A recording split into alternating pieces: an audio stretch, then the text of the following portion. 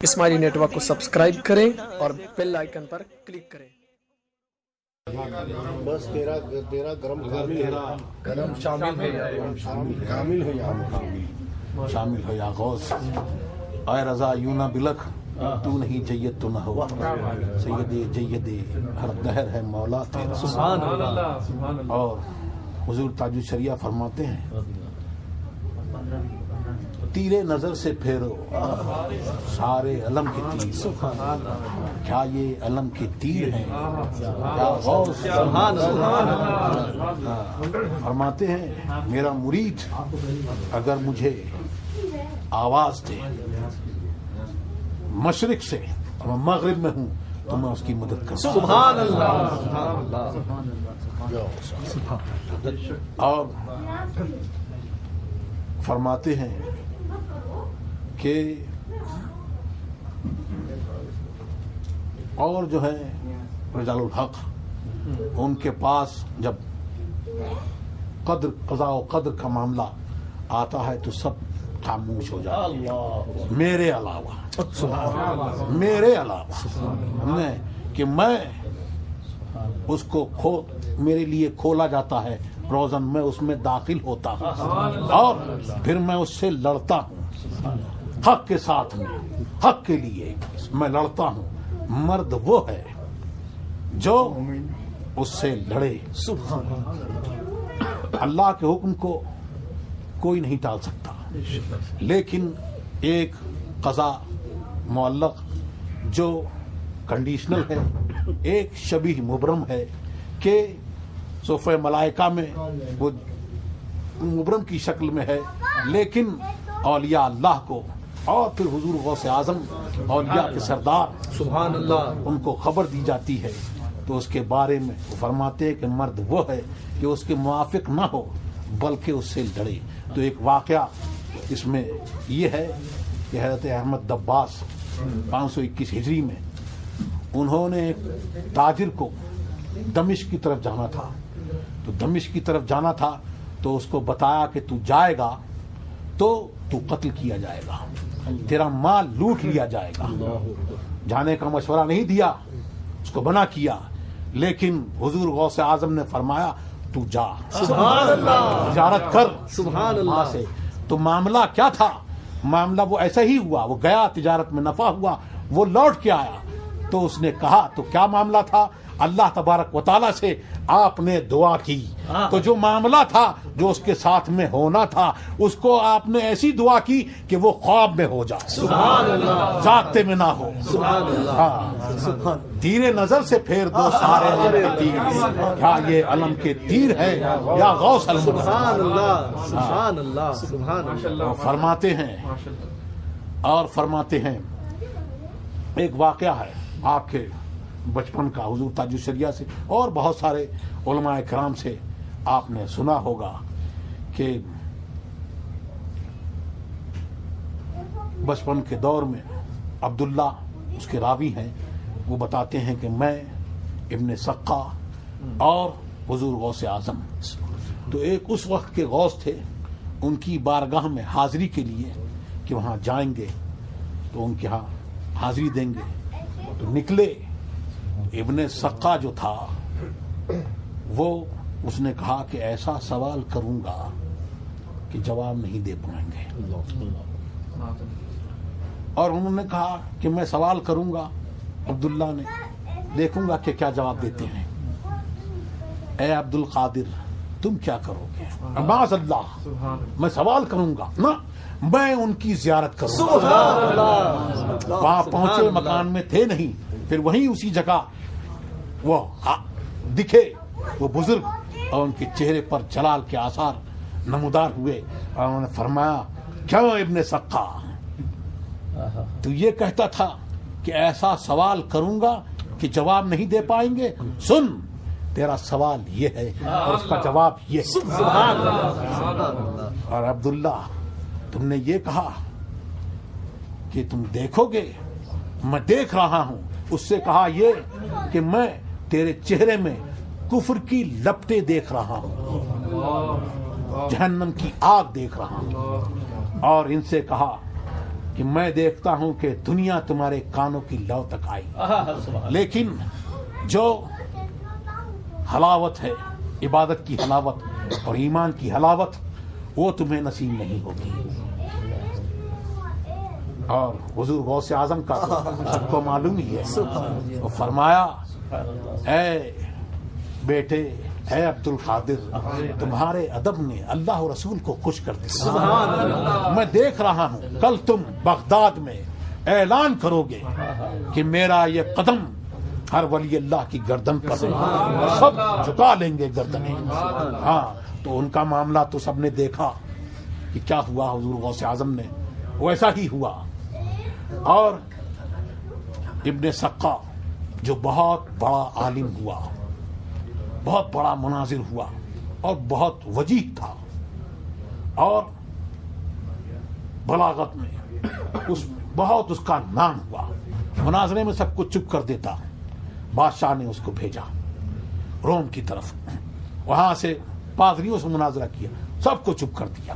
دعوت کی، اس کی دعوت کی تو اس بادشاہ کی، شاہ روم کی بیٹی پر اس کی نظر پڑی، اور اس نے کہا کہ مجھے اس سے رشتہ کر دو۔ تو اس نے کہا عیسائی ہو جا، میں تیری شادی کر دوں گا۔ اس نے عیسائی ہو گیا، مذہب چھوڑ دیا۔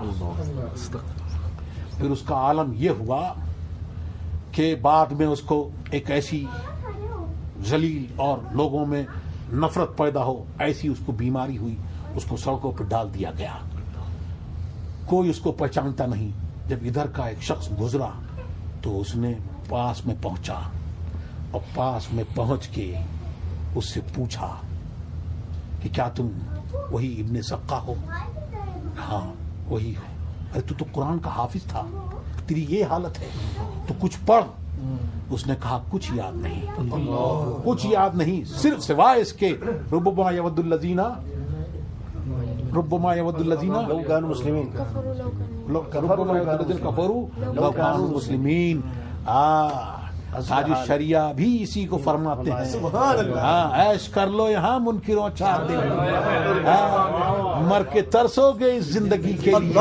کافر یہ تمنا کریں گے کہ وہ کاش وہ مسلمان ہوتے، صرف اس کو یہ یاد تھا۔ اور اس نے کہا کہ دیکھو وہ تھا ایسا، لیکن اس کا یہ ماننا تھا کہ اس غوث کی بد دعا مجھے لگ گئی۔ ہاں، تو بزرگوں سے گستاخ نہ ہو، بزرگوں سے محبت کرنے والے بنو، کیونکہ جو بزرگوں سے محبت رکھتے ہیں اللہ تبارک و تعالی ان بزرگوں کے صدقہ و طفیل میں ایمان کی حفاظت فرماتا ہے۔ ان کے دامن سے وابستہ جو رہتے ہیں اور جو ان کی تعلیمات پر چلتے ہیں اور چلنے کی کوشش کرتے ہیں، تو وہ ایمان سلامت لے کے جاتے ہیں۔ لیکن جو بزرگوں کے گستاخ ہوتے ہیں تو ان کا معاملہ یہ ہوتا ہے کہ ان کا معاملہ پھر آئیں بائیں رہتا ہے۔ بزرگوں سے گستاخی جو ہوتی ہے وہ قائم نہیں رہنے دیتی اس کو دین پر، بلکہ وہ نکل جاتا ہے۔ کیوں؟ ایک حدیث میں یہ آیا، سرکار نے فرمایا، حضرت جبریل کی حدیث ہے کہ اللہ تبارک و تعالی جس بندے سے محبت کرتا ہے تو تمام روئے زمین پر اس کی محبت کا اعلان ہوتا ہے۔ ہر چھوٹی بڑی مخلوق اس سے محبت کرتی ہے، ہر ایک اس سے محبت کرتا ہے۔ لیکن ایک دوسرا پہلو اس کا دوسرا بھی ہے کہ اللہ تبارک و تعالی جس سے غضب فرماتا ہے تو اس کا بھی اعلان ہوتا ہے کہ اللہ تبارک و تعالی اس سے غضب فرماتا ہے تو ساری مخلوق اس کے خلاف کھڑی ہو جاتی ہے۔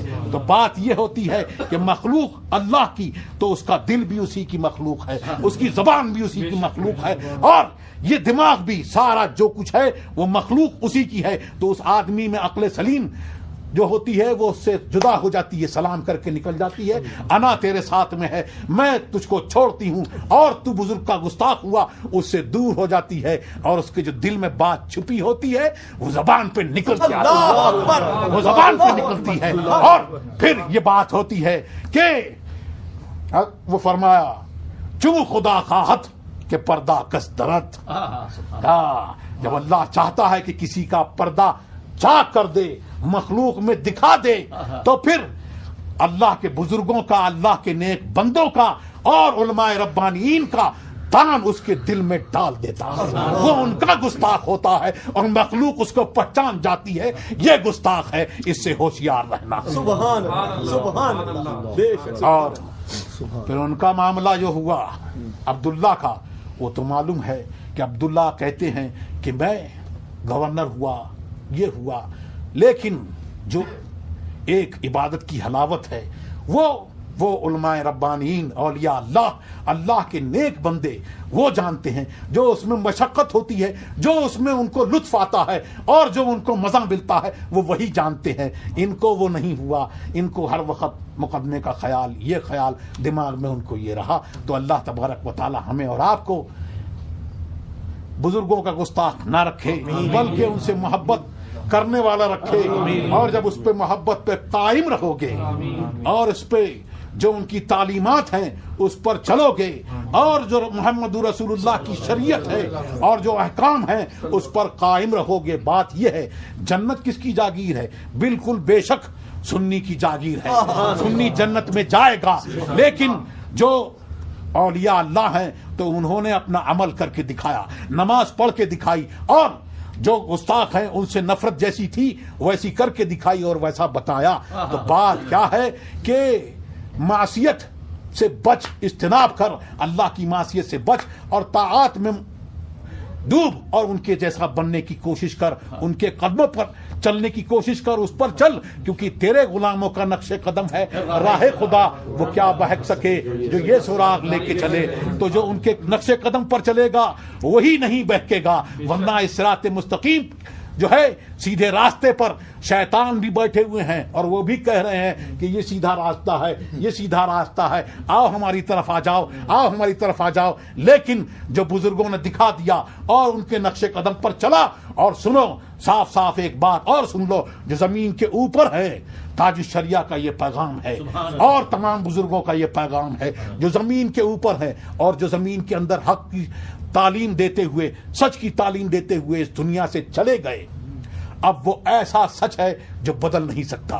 ہاں، زمین پر رہنے والا اللہ محفوظ رکھے بدل سکتا ہے، لیکن جو زمین کے اندر چلا گیا حق کی تعلیم دیتے ہوئے وہ بدل نہیں سکتا۔ تو اب جو بھی ہے کہیں پہ ہو وہ اس کو اسی طور پر دیکھا جائے گا، جو زمین کے اندر بزرگ چلے گئے ان کے نقش قدم پر ہے تو ٹھیک ہے، نہیں تو ہمارے لیے بزرگوں کی تعلیم بہت ہے بس۔